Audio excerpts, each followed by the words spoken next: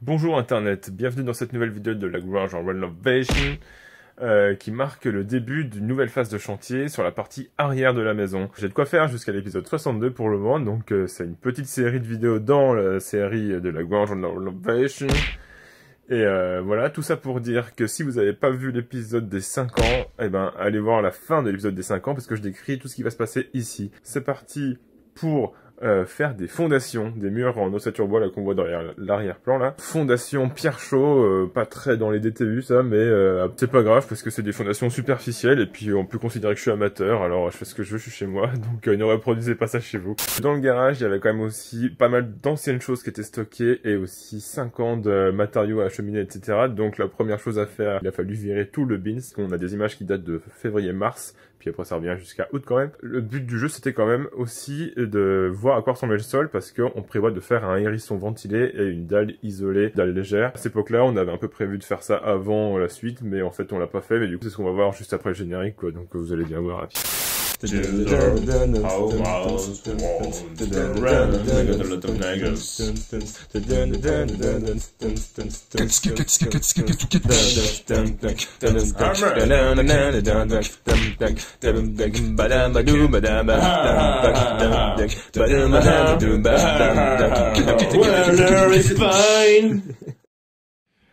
nous sommes dans le garage. Le projet de ce week-end, c'est de virer toutes les anciennes menuiseries qui sont là. Il y a du chanvre, il y a surtout des palettes de carrelage, il y a une Chevrolet S et de la chaux. Le but du jeu étant de libérer ce sol pour pouvoir faire une dalle.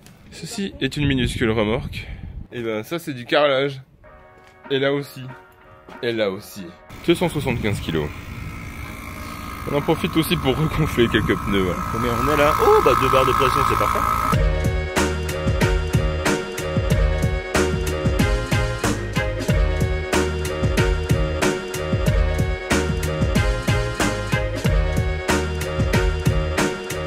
C'est pas la saison des tomates, JB. Yes, une palette en moins. Une palette ici déjà un petit peu désintégrée. Celle-là, on n'y a pas encore touché.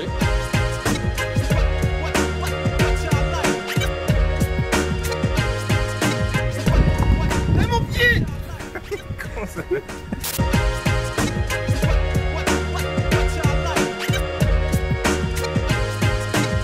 Dernière remorque, c'est faisé. C'est toi, JB, qui a mis un logo Dacia sur ma Chevrolet? J'ai vu des choses terribles.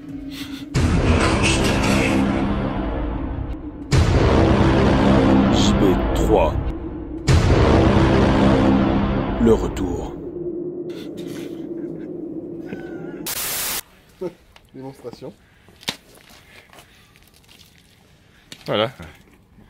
C'est complètement ouf. Il y avait quelques vieilleries quand même. Hein. C'est JB dont tu parles? C'est bien de JB dont je parle. Celle-ci, putain. Le verre du double vitrage d'époque. Ouais, du simple donc. Le demi-vitrage. Du demi-vitrage d'époque. Donc c'est ici qu'on chope la mérule, là. C'est ce qu'on a dit. Donc, il n'y a plus de tuiles. Il n'y a plus de carrelage. Il n'y a plus de menuiserie ancienne. Puisqu'il y a des nouvelles menuiseries, mais qui donnent l'impression qu'elles sont anciennes avec toutes ces tôles d'araignée. Qu'est-ce qu'on fait demain? On ramasse des Tomates. Voilà, donc notre deuxième bâtiment, un bâtiment assez sexy, va accueillir toutes ces tuiles. Il accueille déjà pas mal de petites choses, notamment les anciens chevrons, de la charpente, de la laine de verre de récup, un peu de chaux-chanvre. Et ici, qu'est-ce qu'on a? De la lumière. Jambi, c'est bien toi?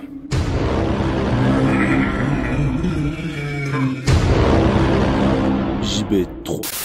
Bon, Petit Sucre a fait un superbe crénal avec une remorque. À savoir que c'est toujours quand même un sujet, ça, de reculer avec une remorque qui ne possède qu'un seul essieu. Faut contre-braquer pour lui donner la direction qu'on veut. Et ça se maîtrise, hein. Toujours les mêmes qui bossent. Et le même qui filme. Le syndicat, j'en parlerai au syndicat.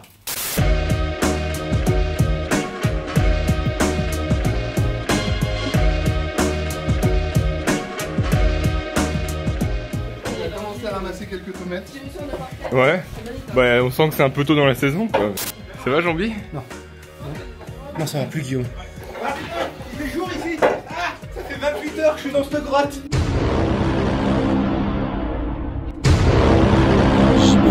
Donc là on pensait récupérer les 40 mètres mètres carrés de tomates qui sont tout partout ici sur la base du garage. En tout cas, c'est mon petit sucre qui voulait les récupérer parce que je suis pas hyper fan de tomates pour être honnête. Mais tout ce qu'on voit, c'est qu'elles sont pas en très bonne forme et que mince, on va être obligé de faire autrement.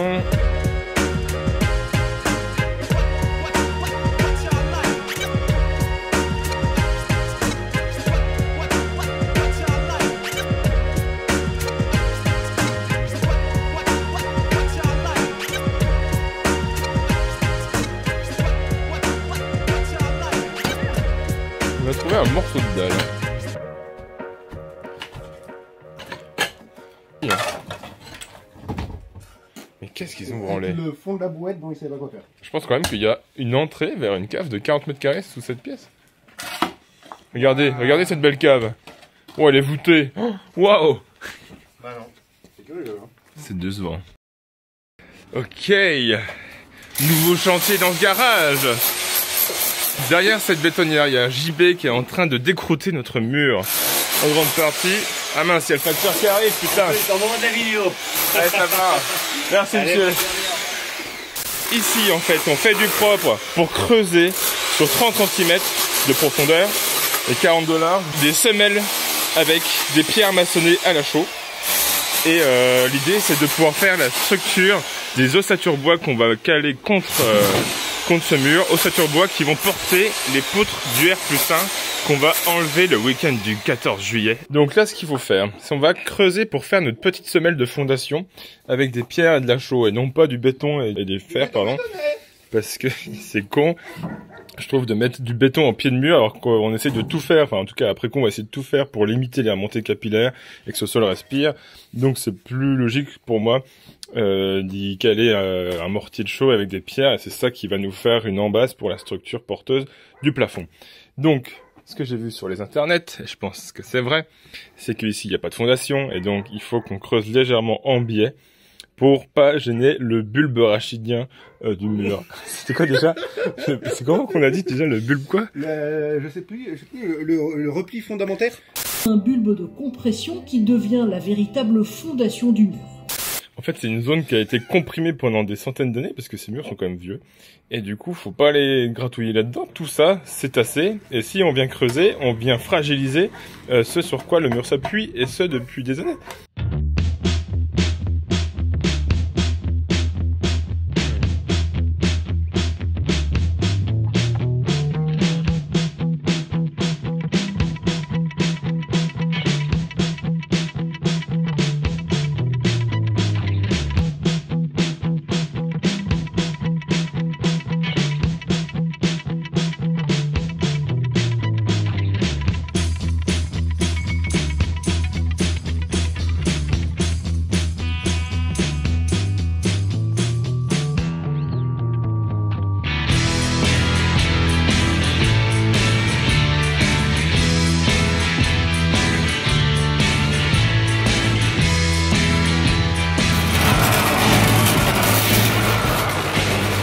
Alors, on a fait une première rangée de grosses pierres comme ça là. On a mis en fait le fond de mortier qui était un peu liquide, mais comme il y a du ciment plomb là-dedans, bah, ça tire quand même assez vite. Donc c'était pas très grave. Et là, mon petit sucre est venu nous rendre main forte en rajoutant tout sur le côté, sur le bulbe rachidien de Jack là. Plein de petites pierres que j'ai au préalable trempées à l'eau afin que ça soit collant. Et donc là, on va recouler pour façonner toutes celles qui sont sur les côtés et que le tout soit à peu près de niveau pour enchaîner une autre grande rangée.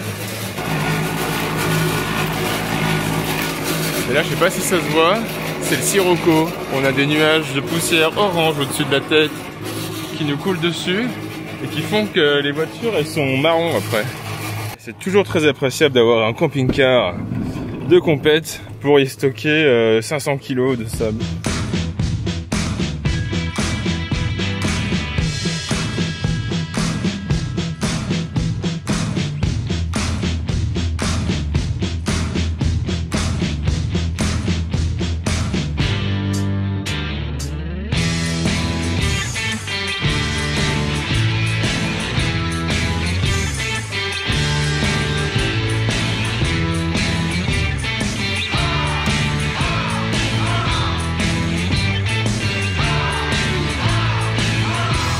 Alors, on est dimanche matin et en fait on a déjà fini, mais il est matin à 13h passé. On a fait notre petit coffrage.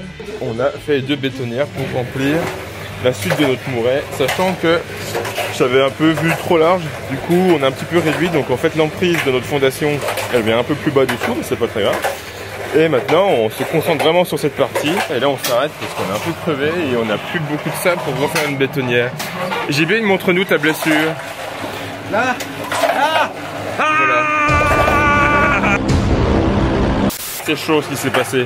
En fait, c'est notre Jambi qui fait les bétonnières. Et les bétonnières sont à la chaux et avec un peu de ciment fond. Aujourd'hui, c'est ambiance sirocco. Il fait très chaud. Et on fait ça avec des gants étanches. Et donc on transpire vite et en fait il s'est mis un peu de chaud sur les avant-bras. Et au niveau de la jonction des gants là, un peu comme j'ai aussi, la chaux ça se glisse là-dedans. Et avec la transpiration, elle commence à tirer sur la peau du corps humain. Et au bout de la 28e bétonnière en une matinée, bah ça pique.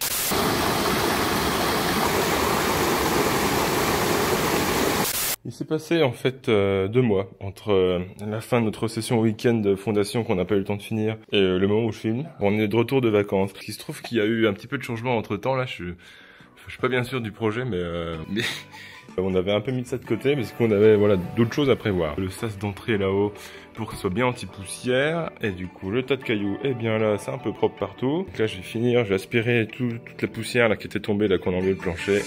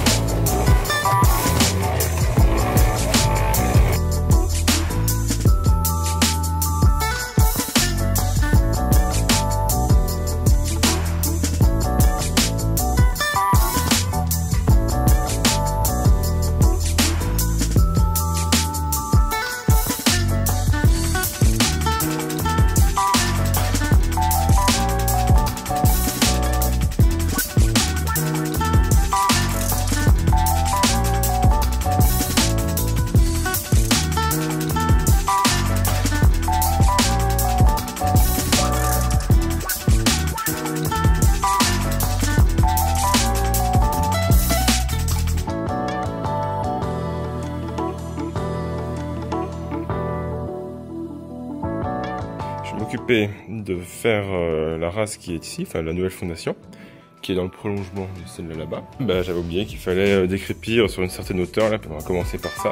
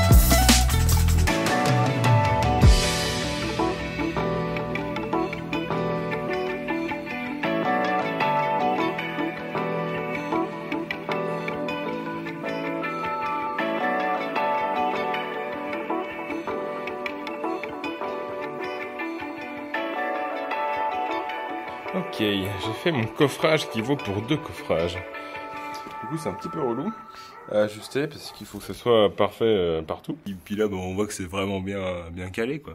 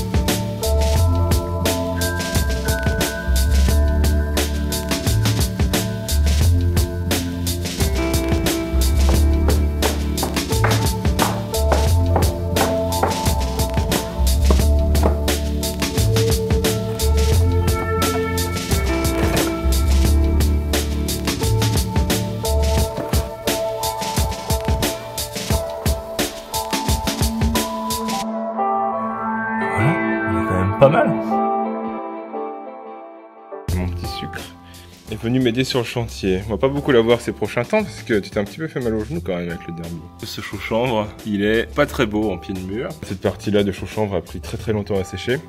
Et comme c'est vraiment le pied et qu'on n'a pas pris le temps de travailler plus la question au moment où on l'a fait par rapport aux montées capillaires et notre assainissement du sol là avec un hérisson ventilé, et ben en fait ça restait humide pendant très longtemps. Donc là l'idée c'est que comme avec le niveau, vu que j'ai fini la rase, j'ai vu que ça venait à peu près à ce tuyau là. Là on va retirer de manière générale des isolants comme ça où il y a un peu de naturel là-dedans, voire du végétal. Il faut vraiment une garde au sol de moins 20 cm comme c'était un mur d'ossature bois quoi.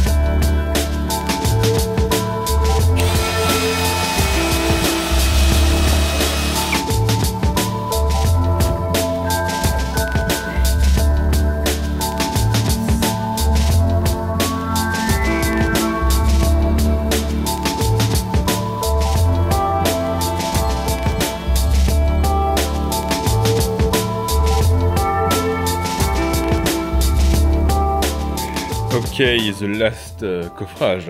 Cette fois-ci, j'ai décidé de faire plus simple parce que là on est quand même vraiment sur des petits éléments. Donc j'ai laissé tomber la pierre et la chaux parce qu'en fait j'ai plus de pierre. Du coup je fais du béton. Je tolère ça parce que en fait ici on est juste sur un poteau, sur une partie de mur qui restera apparente, alors que ici on sera isolé. Parce que comme en fait on est aéré, on va dire que le reste du mur lui il peut respirer. Et puis c'est pas sur 60 cm ici et 40 là-bas sur 8 mètres de linéaire que ça va changer grand chose, sachant que j'ai quand même essayé de faire les choses bien ici. Voilà, j'ai réutilisé des parpaings. J'ai appelé mon copain terrassier, celui qui nous avait prêté d'autres mini-pelles là pour le terrassement dans le jardin. Je lui ai demandé ce qu'il en pensait lui de mettre des gros parpaings à l'ancienne mélangés à du béton. Parce que comme on a une matière qui est un peu épaisse à base de granulats et là d'un coup des blocs complètement durs, je m'étais posé la question de l'adhésion de tout ça ensemble. Et lui, il m'a dit que c'était vraiment pas un souci. Donc j'ai bien trempé quand même que ça adhère bien. Et là c'est bon. Et ici là j'ai quand même une énorme pierre que j'avais réussi à caler là quand même. Elle me permet de lever le coffrage. Donc il y aura juste une grosse pierre à la base, mais après le tout sera enrobé de béton. Et ce sera terminé.